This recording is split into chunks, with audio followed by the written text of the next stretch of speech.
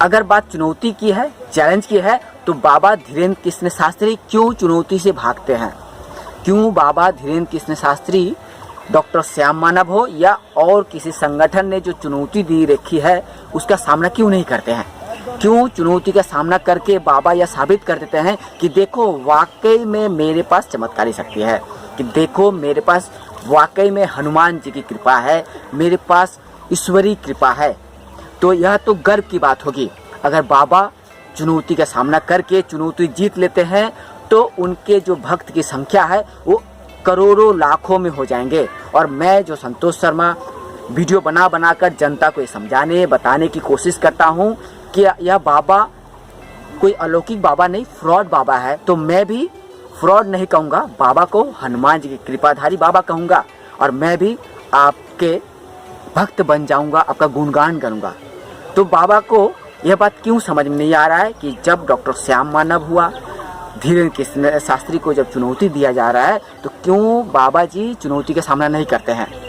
चुनौती का सामना करिए, वक्त है, चुनौती का सामना करिए और पूरे देश को, पूरी दुनिया को दिखा दीजिए कि देखिए मैं धीरेन्द्र कृष्ण शास्त्री चुनौती का सामना कर लिया हूँ, चुनौती जीत लिया और साबित कर दिया कि दुनिया में चमत्कार होता है, चमत्कारी शक्ति होती है, दैवी कृपा होता है, हनुमान जी की कृपा होता है।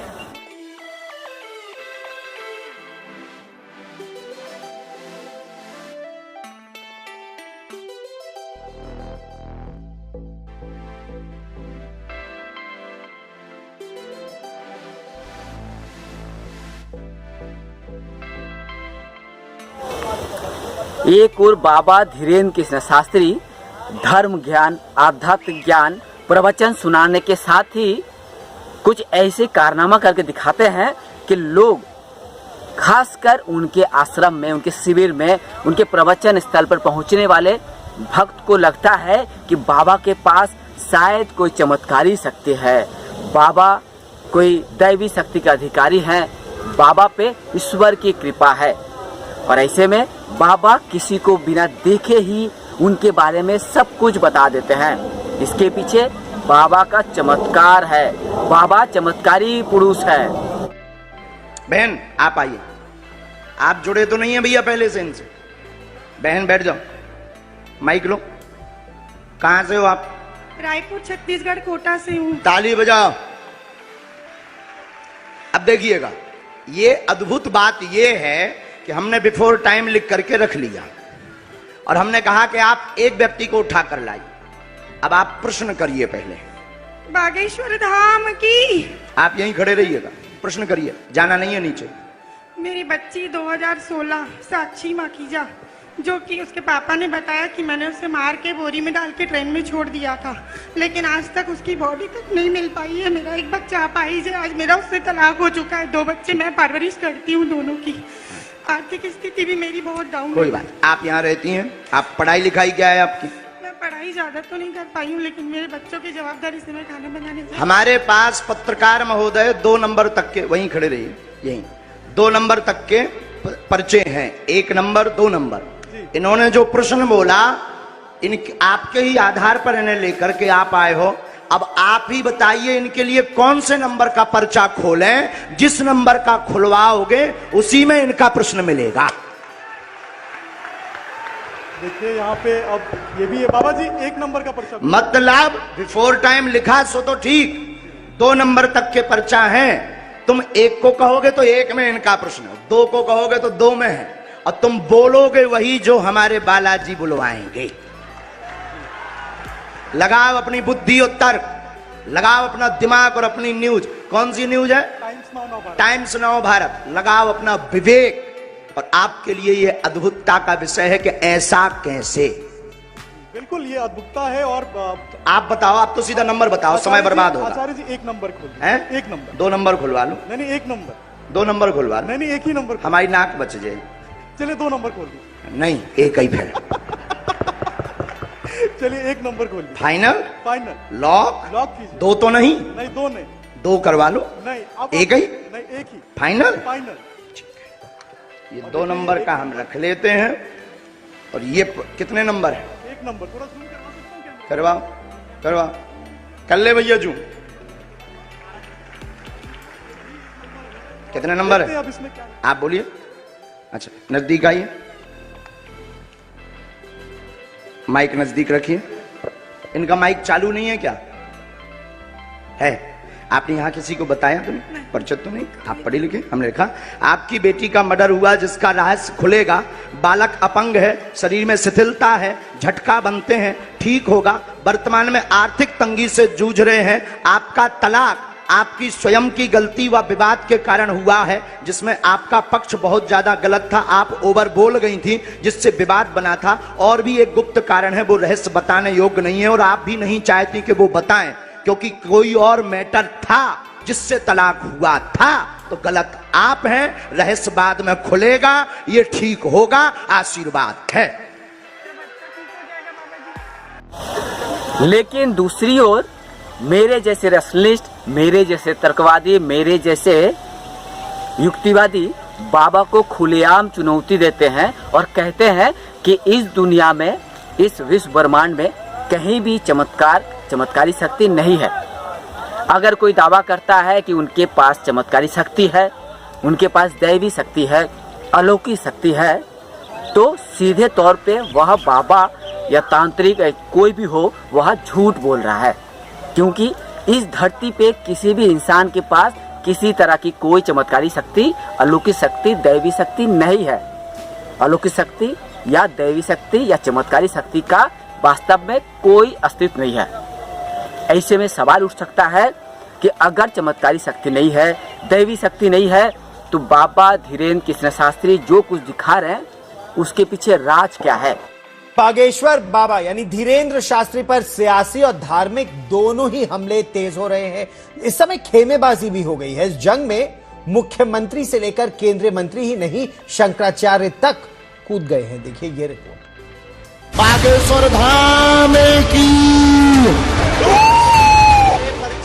एक बाबा जो सबके मन की बात जानने का दावा करते हैं, जो अपने ऊपर बजरंग बली की कृपा और उस कृपा से लोगों का भला करने का दावा करते हैं, उन पर सवालों का सिलसिला अब ओसामा बिन लादेन तक जा पहुंचा है।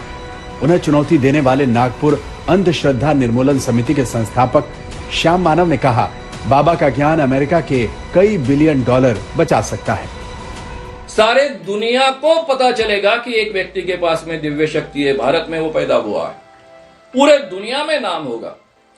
अमेरिका ने बिन लादेन को ढूंढने के लिए 50,000 करोड़ रुपए से ज्यादा पैसा खर्च किया। 7 सालों तक, 8 सालों तक मेहनत की, तब जाकर बिन लादेन मिला। भाई उनके पास अगर धीरेन्द्र कृष्ण महाराज जैसा व्यक्ति होता, दिव्य शक्ति वाला व्यक्ति होता, तो चंद मिनटों में उनको पता चल जाता बिन लादेन कहाँ है। 50,000 करोड़ का खर्चा बचता, हजारों इंसानों की मेहनत बचते और फटाक से बिन लादेन पकड़ा जाता। हम ये तो कहते नहीं कि हम ईश्वर हैं, हम ये तो कहते नहीं हम भगवान हैं, हम ये भी नहीं कहते कि हमारे पास कोई चमत्कार है। हमारे पास कुछ भी नहीं, एक साधक के नाते जो हम ध्यान विधि करते हैं, जो हमारे ऊपर गुरु की कृपा है, हम उस गुरु कृपा को ध्यान करके जो प्रेरणा लगती, हम ये नहीं कहते कि हम क्या बता देंगे, हमें जो प्रेरणा लगेगी वो बता देंगे। श्याम मानव अब भी इनाम के तौर पर 30 लाख रुपए की पेशकश कर रहे हैं, बशर्ते बाबा उनकी ओर से लाए गए 10 लोगों के नाम, पते और मोबाइल नंबर बता दें। लेकिन बाबा ने नागपुर के बजाय श्याम माधव को रायपुर बुलाया। और मैं कभी धर्म के खिलाफ बात नहीं करता हूं। आज तक मैंने धर्म के खिलाफ बात नहीं की, आज तक मैंने भगवान के खिलाफ बात नहीं की। केवल धर्म और भगवान के नाम पर लोगों को जो लोग ठगते हैं, उनके खिलाफ मैं बात करता हूं। इतना ही नहीं तो धीरेन्द्र महाराज, धीरेन्द्र कृष्ण जी महाराज, इनके भक्तों के बारे में भी मैंने कोई अपशब्द नहीं निकाला। उन्होंने मुझे गालियां दी तो भी मैंने कहा कि ठीक है भाई, इनके लिए तो मैं काम कर रहा हूं। ये कम से कम गालियां देने के बहाने सोचने लग गए, तो इसका मतलब जो मेरा काम था वो काम शुरू हो गया। इस ढंग की मैं बात करता हूं क्योंकि उनकी भावनाओं का मैं आदर करता हूं, उनकी श्रद्धा का मैं आदर करता हूं, उनके भक्ति का आदर करता हूं।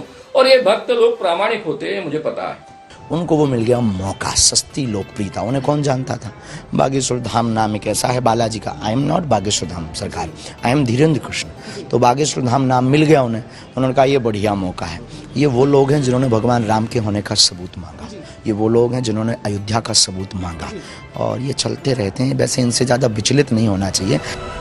रायपुर में 2 दिनों के प्रेत दरबार के दौरान बागेश्वर वाले बाबा ने एक बार फिर लोगों के मन को पढ़ने और उनकी समस्याओं को सुलझाने का आशीर्वाद दिया। लेकिन नागपुर से चुनौती मिलते ही वो कहते हैं चमत्कार वो नहीं, बालाजी करते हैं। और सत्य की खोज मैं कर रहा हूँ। एक जमाने में मैं बाबा के चमत्कारों पर विश्वास रखता था, भूत पर विश्वास रखता था, मुझे खुद लगा था, मंत्र तंत्र जादू टोना पर विश्वास रखता था। और मेरी सत्य की खोज की प्रक्रिया में से ये सब बातें झूठी है, ये बार बार साबित होते गया। इसलिए मैं उसको स्वीकारते गया और इसलिए आगे चलकर मैं चैलेंज देता हूं कि भाई आप में चमत्कार करने का सामर्थ्य है तो एक बार वैज्ञानिक कसौटी के आधार पर आप सिद्ध कीजिए, सीधे सीधे हमारे प्राइस को प्राप्त कीजिए। लेकिन प्राइस को प्राप्त करना ये महत्व की बात नहीं है, वैज्ञानिक कसौटी के आधार पर आप सिद्ध कर देंगे तो मैं भी उसको स्वीकार लूंगा सहर्ष, और चमत्कार होते ये सत्य को मानना शुरू कर दूंगा। ये बालाजी की कृपा है। जैसे आप कुछ भी नहीं है पर आपके ऊपर जो बैठे हैं वो बहुत कुछ है, उनके ऊपर भी कोई है वो बहुत कुछ है, ऐसे हमारे ऊपर भी कोई है जो हमारे बालाजी हैं। हमारी उनकी प्रति निष्ठा और श्रद्धा है, और उनको मानने से अगर किसी के जीवन में उजाला आ जाता है, चमत्कार हो जाता है, तो क्या बुराई है। किसी दीनहीन व्यक्ति को हॉस्पिटल से परास्त होकर के मरने की कगार पर वो घर पे डला और बागेश्वर धाम हनुमान चालीसा या पर्चा के माध्यम से, अर्जी के माध्यम से उसे 4 महीना जिंदगी जीने के सुकून मिल जाते हैं, तो इस भारत में कौन सी बुराई है। और हम करते भी यही हैं कि तुम हमसे ना जोड़ो, बालाजी से जोड़ो। तो हमारे चमत्कार नहीं है, बालाजी के। हाँ, अगर वो कहते भगवान नहीं होते तो उन्हें बागेश्वर धाम दरबार में आना चाहिए। जिसे धीरेन्द्र शास्त्री चमत्कार कहते हैं, उन्हें आज तक के शो में जादूगर सुहानी ने कलाकारी बताया। देखिए कैसे उन्होंने श्वेता सिंह के बचपन की उस दोस्त का नाम बताया जिसके बारे में श्वेता सिंह ने मन ही मन सोचा था। तो मैं चाहती हूँ आप अपने मन में उसके बारे में सोचें, अब अपने दोस्त के बारे में मन में सोचते रहे, सोचते रहे, सोचते रहे। मैं कह रही थी कि क्या बता सकते हैं आप वो नाम है दिव्या। दिव्या दिव्या, और ये आपने मुझे बिल्कुल नहीं बताया, करेक्ट? मैं टच में ही नहीं हूँ उससे, बहुत मतलब आप बचपन उससे से टच में भी नहीं है, कुछ भी पॉसिबल नहीं है, करेक्ट? मैंने आपके बताने के पहले यहाँ पर एक नाम लिखा था और वो है दिव्या। अब आप कह रही हैं ये चमत्कार नहीं है। जी नहीं, ये चमत्कार नहीं है, ये एक कला है, एक ट्रिक है, और एक बहुत ये कला कैसे होती है उसके पीछे एक बहुत बड़ी स्टडी है। सुना आपने, जादूगर सुहानी की माने तो धीरेन्द्र शास्त्री ट्रिक करते हैं, कोई सिद्धि या चमत्कार नहीं है। धीरेन्द्र शास्त्री ने रायपुर में एक पत्रकार के बारे में काफी कुछ बताया, लेकिन सोशल मीडिया पर दावा किया गया कि वो जानकारी फेसबुक से ली गई है। और सवाल यह है कि बाबा जानकारी की जादूगरी को चमत्कार तो नहीं कह रहे। रायपुर से सुमी राजप्पा के साथ योगेश पांडे, नागपुर, आज तक। सवाल है, अगर बाबा धीरेन्द्र कृष्ण शास्त्री के पास वाकई में किसी तरह की दैवी शक्ति, अलौकिक शक्ति या चमत्कारी शक्ति है, तो बाबा क्या अपनी चमत्कारी शक्ति, अलौकिक शक्ति या दैवी शक्ति के द्वारा हमारे देश में जो भूखमरी है, जो गरीबी है, उसे दूर कर देंगे? क्या बाबा अपनी चमत्कारी शक्ति के द्वारा ला इलाज बीमारी को स्वस्थ कर देंगे? क्या जरूरतमंद एक गरीब को मालामाल कर देंगे? क्या बाबा अपने दैवी शक्ति के द्वारा हमारे देश को पूरे विश्व में आर्थिक रूप से, शिक्षा, ज्ञान, विज्ञान से अव्वल नंबर पे ला सकेंगे? बाबा को चुनौती देता हूँ, क्या बाबा धीरेन्द्र कृष्ण शास्त्री अपनी चमत्कारी शक्ति का प्रमाण दे सकेंगे?